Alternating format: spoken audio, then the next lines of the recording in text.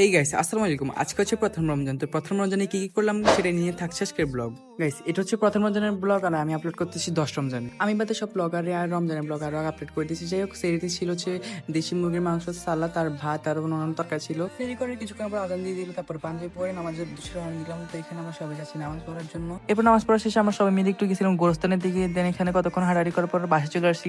এরপরে কোনো ক্লিপ নেওয়া হয় নাই। দেন একেবারে ঘুম থেকে উঠছি দুপুর 12:30-এর দিকে। ঘুম থেকে ওঠার পর আমার হাতে কম্বল ধরে দিয়েছে, বলছে কি এটা ছাদের রোদ দেওয়ার জন্য। যাই হোক গাইস, এই রোজাটাকে কষ্ট করে 3 তলার উপরে উঠে তারপর কম্বলটা রোদ দিছি। তারপর বাসায় গিয়ে গোসল করে নামাজের জন্য বেরিয়ে গেলাম। এরপরে আর কোনো ক্লিপ না হয় না। দেন বিকাল 4টা বাজে এখানে আব্বু বাজার আনছে, তারপর হচ্ছে আমি এখানে ইফতারি সবকিছু রেডি করছে, আলুর চপ, বেগুনি, পেঁয়াজু। তারপর গাইস আসলাম, শেষ করে আমি এখানে কিছুক্ষণ কোরআন শরীফ পড়লাম। কোরআন শরীফ পড়া শেষে উঠে দেখে যে এখানে সবকিছু ইফতারি আয়োজন সবকিছু রেডি। আর গাইস, এটা হচ্ছে দুধ আর খেজুর আর কি বেজে রাখছিলাম। এটার নাম কি, তোমরা কে কে চিনো এটা অবশ্যই তোমরা কমেন্ট করে জানাবা। দেন গাইস, ইফতারের সময় হয়ে যাওয়ার সাথে সাথে আমরা সবাই এখানে ইফতার করা শুরু করেছি। গাইস, আজকে ব্লগটা পর্যন্ত সবাই ভালো থাকবেন, সুস্থ থাকবেন। আল্লাহ হাফিজ।